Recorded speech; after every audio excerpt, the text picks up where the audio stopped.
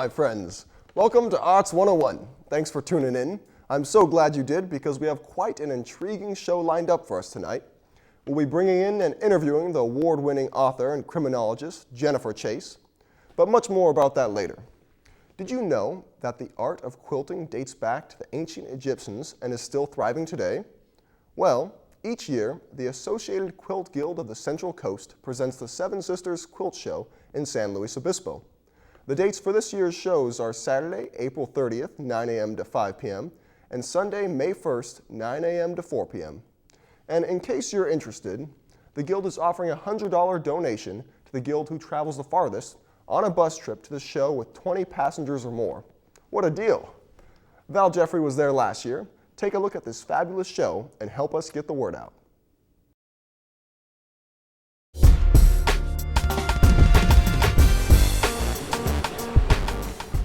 Once a year in the springtime, the Seven Sisters Quilt Show takes place in San Luis Obispo. It's a bit of a drive, but it's well worth the trip. I went with my friend, Anne-Sophie Dean. That's me.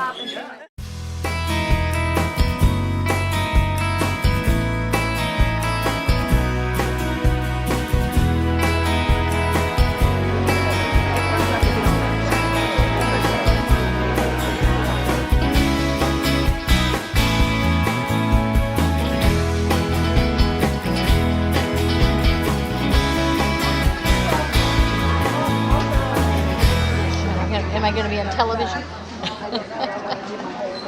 You want to be? Want to say something? Having a great time at the Seven Sisters Quilt Show.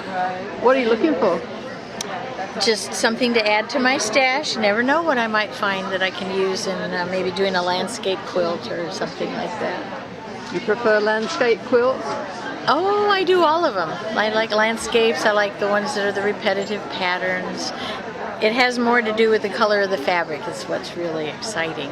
And I'm a member of a quilt guild in Lompoc, California, which is called Quilters, Etc. And we have our own quilt show every year, just our own guild, but this is really cool because there's like 6 guilds participating. Seven Sisters is the mountain range that's around us here from Morro Bay and around in San Luis County. And also when we started, we had 7 guilds that started, so that's why we named it Seven Sisters. Show me your quilt. This is my quilt. I made that for my niece who has cancer, and I wanted to show it before I send it to her. So she just loved the colors and the fabrics. So no pattern. Just decided we wanted to do something random, and that's what turned out. Who chose the colors? She wanted purples, greens, and blues, and that's all. That was the only criteria I had. Very few warm colors in it, except for just pops of contrast. And it's just her favorite range of colors, and it made her happy to see them. So I don't know. I just thought, let's do diagonal and see what it comes out. And it was not very straight when I first had all the diagonal strips together. I threw it out on the floor and was horrified. So we just took a pair of scissors and straightened it up, and then added the borders to keep it. And then we tossed the circles. My friends helped me. We just threw them on the floor to see what they look like. We kind of placed these little half circle ones, and then the ones like this, we put those on there because those brighter colors or the warmer colors popped out too hard. So we kind of softened those up a little bit. Oh my! Oh, wow. So a lot of the things you see on the front of the quilt are in chunks back here, or extra circles, even a couple of squares, a few extra threads here and there. I don't let too many people get too close to my quilting.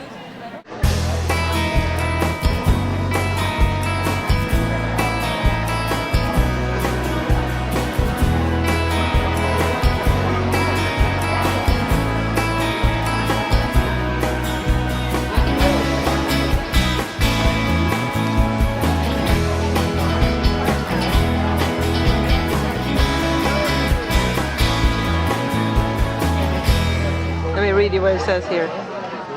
This is the quilted rendition of a photo of my mother, Frances, and Bill as they walk one of their last walks at Sydney Creek, an Alzheimer's facility. She passed May 16, 2009, and he passed June 1st, 2009 due to Alzheimer's. This quilt was fused and machine appliqued and machine stitched. Well, this was made by 8 or 9 people from the Almond Country Quilt Guild. Several of us did different blocks. Some people did the border. And Claire did all and I did the hand quilting. quilting in 29 days. I love this quilt. And the reason why I really love it is because she's taken, you know, a traditional regular pattern and she's jazzed it up. You know, she has all these beautiful color combinations. And then on top of that, she's putting these appliques, all these flowers. And then she's taken another block and put it in there with the giraffes. It is just stunning. So what did you do? What did you win? I won the opportunity quilt for San Luis Obispo. Who are you? and I've been talking to her for 15 minutes. So. and then I started screaming because I actually worked on this quilt. I was You part worked of the, on this quilt and you won it? yes, I was part of the group that worked on it, and it was a really wonderful process. And it's got 27 fabrics in it, and this pattern right here, this is the block in the corner right here. And the back is almost as beautiful as the front. Oh, wow. Look at that. How many hours did it take to make I this? don't know. I couldn't tell you that. A lot. And whose Yeah. idea was it? Well, the designer of the block is named William Benedict, and he's an architect. And he is an architect professor at Cal Poly. And he taught a class in gradation of color on light to dark. And that's how it originated. I'll have to tell you, I've been walking around for an hour and I still didn't see everything. It's such a wonderful show. So hard to take in. You can, even if you see them all, you just can't take it all in. So How it's often do kinda you nice. do these? We've been doing them annually. We started a little smaller in a smaller venue about 5 or 6 years ago. And this is the third one here at the Madonna Inn. And we do have our show booked already for next year.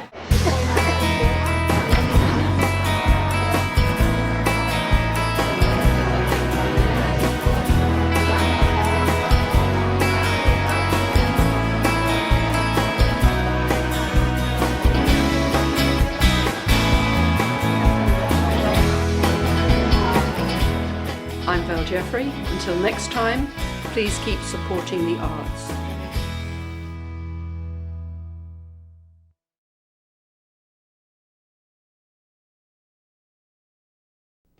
Now, every episode, we're lucky enough to get a piece from the Song Garage.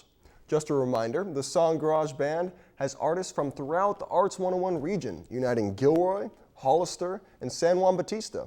So, let's check out another song from the Song Garage. 1, 2, 3, 4. 2, 2, 3, 4.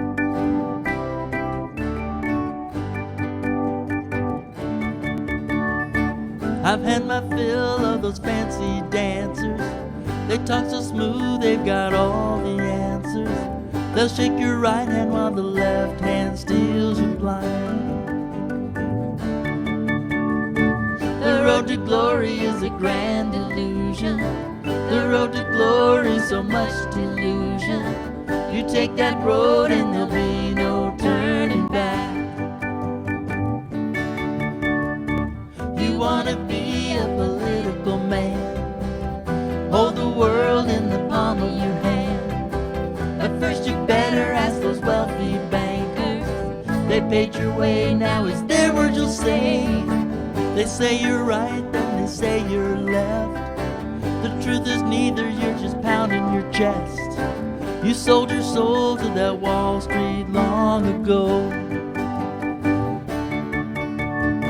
The road to glory is a grand illusion. The road to glory, so much delusion. You take that road and there'll be no turning back.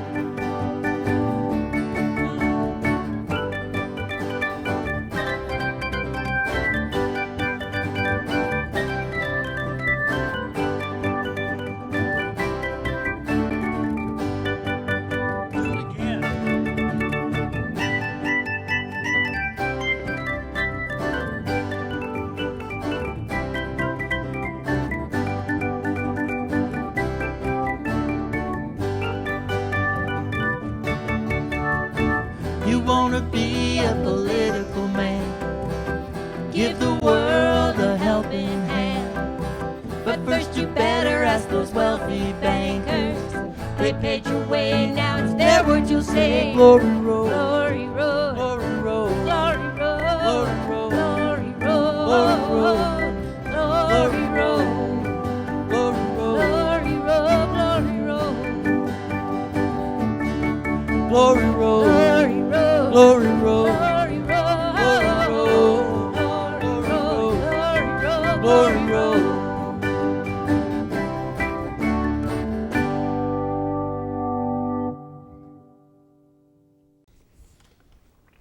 Our guest for tonight's program holds a bachelor's degree in police forensics and a master's degree in criminology. She is also a member of the Academy of Behavioral Profiling and an accomplished writer. She has recently written the thriller novels Compulsion, Silent Partner, and the award-winning Dead Game. So, without further ado, I'd like to invite Jennifer Chase to the program. Hello, Jennifer. Hi. Thanks for coming on. I appreciate it. Thank you. It's nice to be here. So, you have a master's in criminology. Yes. And a bachelor's in Police forensics. police forensics. How did you get interested in crime, I should say? Well, it's always been fascinating to me. I enjoy forensics and how cases are solved. It's been very intriguing. And unfortunately, at one point, I actually had a neighbor who was, by all means, a psychopath. Oh my God. So I started getting more interested in it because I'm intrigued by why people do what they do. And when it comes to crime, it's very intriguing. So it's the criminal mind. So what makes a psychopath then? What is the definition? Well, a psychopath, some people refer to it as a sociopath, but what a psychopath is they do not think like the rest of us. For them, they process things without remorse. They're very callous, calculating, and basically you could say, you could read down a grocery list of apples, eggs, milk, and it means the same thing to them as murder, mayhem, rape. So they just don't process it the same way. And many psychopaths are actually, they're not all murderers, of course. You can find them in all walks of life, law, politics. Not to say that they're all that way, but it's just very intriguing to me. So I've always been drawn to that. Now I have another question. Are people born that way, or is it something that's happened throughout their life, or is it a combination of both? You know, that's a very good question, and it's up for a hot debate. Some people say they're born that way, others say that they're made that way. Right. And it's really a combination of psychological, environmental, and just experiences. Right. So they don't like to label children as being psychopaths, so, you know. Right, it's kind of hard to determine. So it's a fascinating field. Yeah. Let's talk about your books a little bit. Okay. So you got your master's, and then you decided to write. How did that happen? You know, it was funny. I decided to go back and get my master's degree in criminology. I felt that I wanted to further my education. And during that time, for some reason, I started outlining my first book, Compulsion. And I was getting my master's at the same time. I wrote my first book at that time. I don't recommend that to anyone. It was crazy.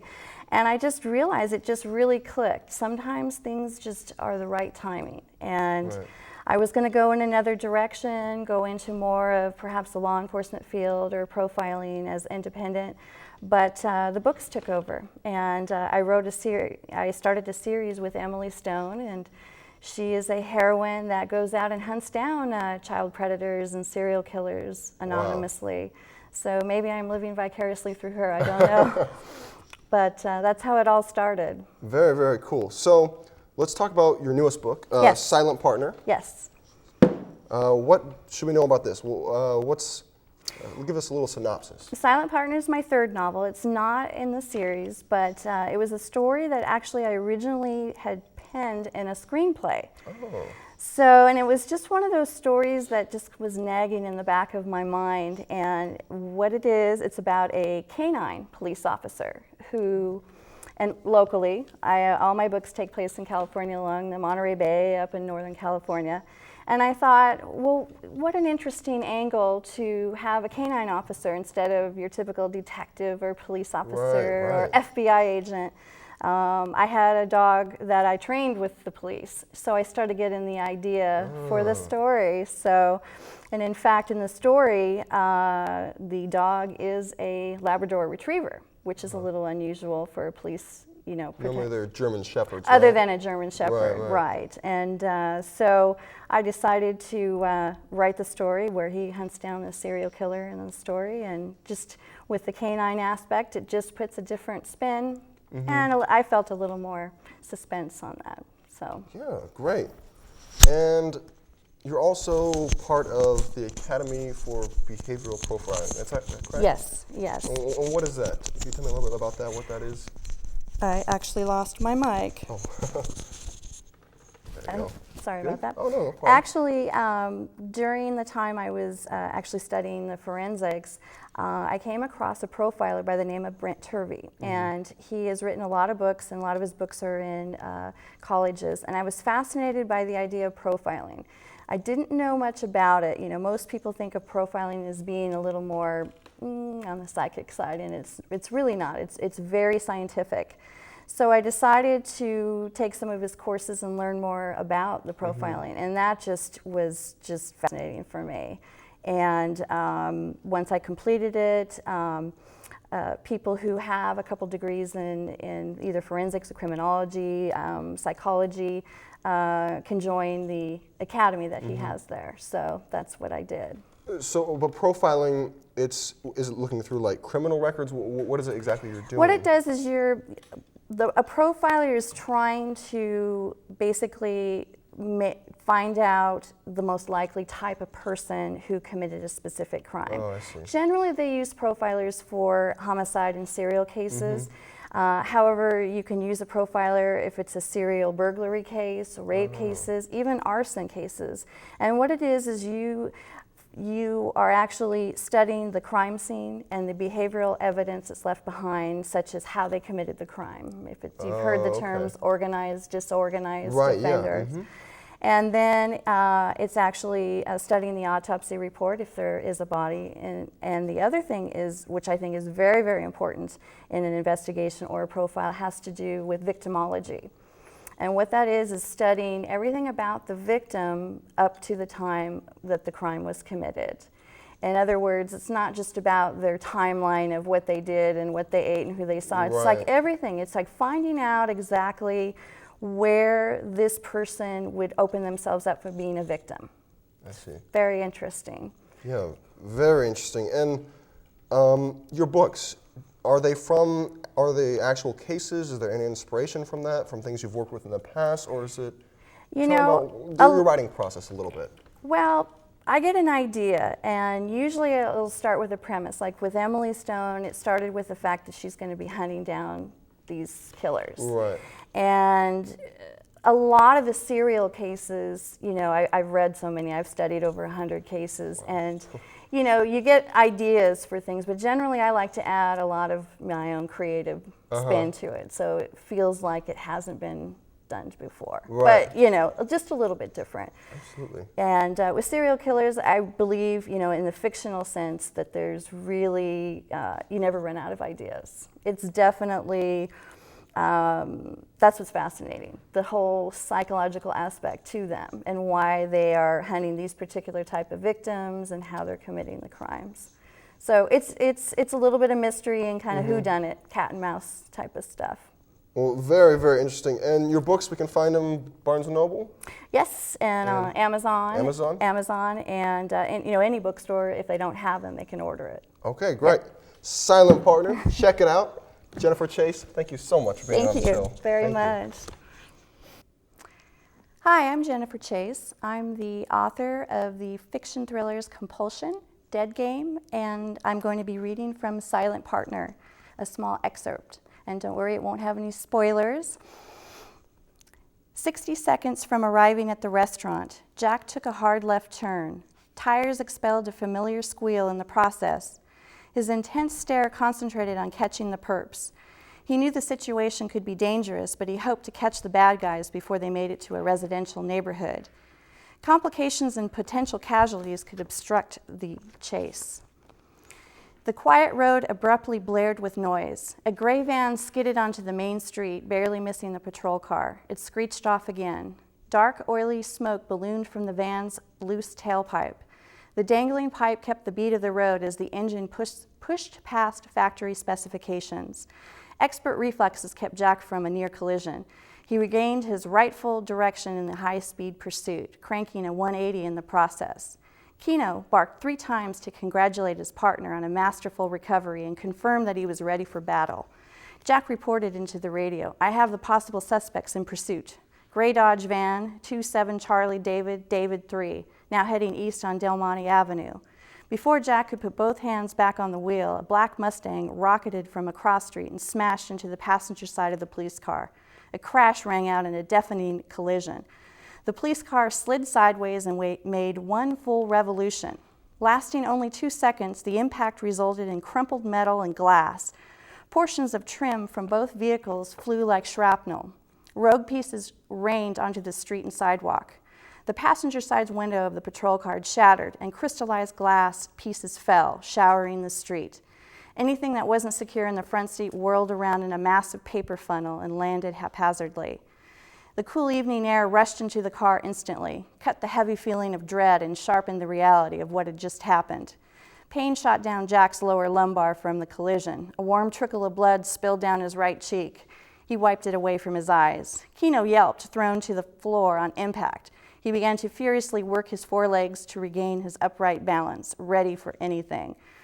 Jack glanced to the back seat to make sure his partner weathered the accident before he continued pursuit. He saw Kino's large head poised at attention, waiting for a command. Intense black eyes stared straight ahead as he barked at the Mustang for taking off from the scene of an accident. "Damn," Jack explained, recovering from the collision, touched the minor cut across his front hairline. The bleeding had already slowed. With no other choice but to go after the suspect, Jack kept a constant visual on the fleeing vehicle. He reported into the radio, "Second suspect is in a 2009 black Mustang. It just hit me. Repeat, suspect crashed into me. License number is." He fought to keep road contact and took a corner too short. Tires squealed and the rear end slid from left to right. 382 Adam X-Ray 4, Lincoln. Request backup units. Taking a deep breath, he pushed the patrol car to the limit and prayed there would be no late night pedestrians out for a walk. Suspects are turning right on David, proceeding southeast. Kino barked, emitting a deep, loud woof. The van, weaved back and forth across the median, tried desperately to shake the pursuing squad car. Pieces of the van's bumper, tailpipe, and a hubcap catapulted over the 2 lanes, yet the van managed to stay in the lead. The Mustang kicked up speed past the van expertly while dodging the flying projectiles. It was no match for the police car, and the driver jockeyed to gain an even further lead. Jack wasn't giving up. He reported, "Proceeding south, approaching Highway 1. Thanks so much to Jennifer Chase for coming on the program and reading to us all.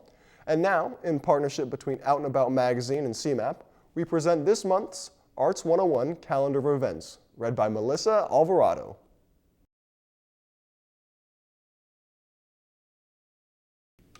Hello, I'm Melissa Alvarado.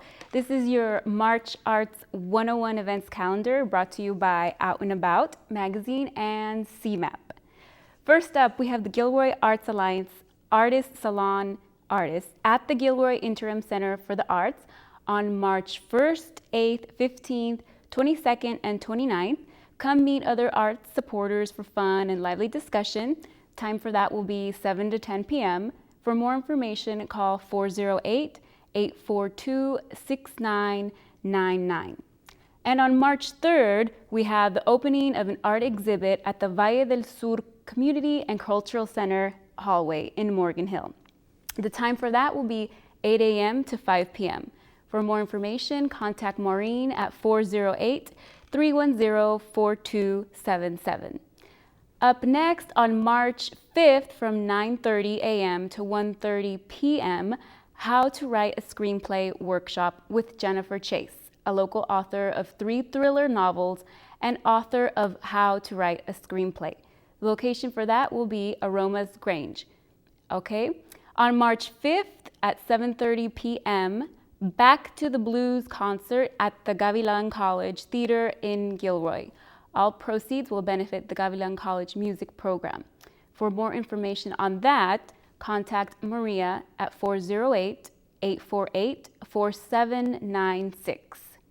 And here coming up at the South Valley Civic Theater on March 4th through the 26th, they're presenting Anything Goes at the Morgan Hill Community Playhouse. For more information on that, please visit www.svct.org. Also at the South Valley Civic Theater in Morgan Hill, auditions for the musical comedy Curtains, March 3rd at 7 p.m., March 5th at 10 a.m., March 5th at 1:30 p.m. Make sure to check in 30 minutes prior to audition time. The auditions are open to age 16 or older. Now, March 12th at 7:30 p.m., we have South Valley Symphony presenting A Night of Colors and Characters at the Gavilan College Theater in Gilroy. We also have Limelight Actors Theater presenting One Way Ticket at Lizeron Restaurant in Gilroy. Dates for that are March 11th, 12th, 18th, 19th, 25th, and 26th at 8 p.m. For more information on that, please visit www.limelightactorstheater.com. And March 19th at 1 p.m., come enjoy a puppet show, Babar the Little Elephant, at Booksmart in Morgan Hill. Great for all ages, especially children. For more information, contact Booksmart at 408-778-6467. March 19th and 20th, the Gavilan College Theater at the Ballet presents Folclórico de Costa de Oro, California Folklorico Festival 2011. This will take place in Gilroy. There will be dance workshops of all levels, group performances, food and vendors, and much more. Definitely don't want to miss that. For more information, please visit www.bfcostadadeoro.com. On March 23rd, we have the Watsonville Community Band presenting the 63rd Spring Concert Series at Veterans Memorial Building in Hollister at 2 p.m. And on March 24th, an art exhibit at the Centennial Recreation Center in Morgan Hill. They're open Monday through Friday, 8 a.m. to 3 p.m. Contact Denise for more information at 408-310-4255. Also at the Centennial Recreation Center in Morgan Hill, March 25th through May 11th, an art and photo exhibit. Back to March 25th and 26th, come potluck with friends. Gilroy Arts Alliance presents Bring Your Own Dinner concert at the Gilroy Center for the Arts. It's a showcase for songwriters. The show starts at 8 p.m. For more information or tickets, contact Kevin at 408-472-3292. This has been your March Arts 101 events calendar. If you would like to add something to the April calendar, email info@outandaboutmagazine.com. I'm Melissa Alvarada. Thank you and have an art-filled month. Once again, thanks for tuning in, and please stick with us next month when we'll be checking out the theater productions coming off the Gavilan stage. Now, if you have coverage of a local arts event or would like to help out with the show, please contact our producer at the following email address, spencer@cmap.tv.